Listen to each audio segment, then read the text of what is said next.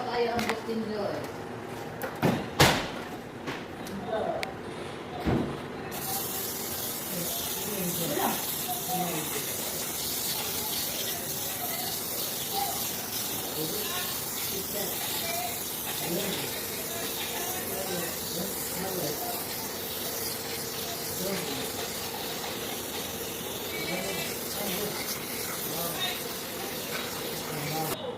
Nandun tayo sa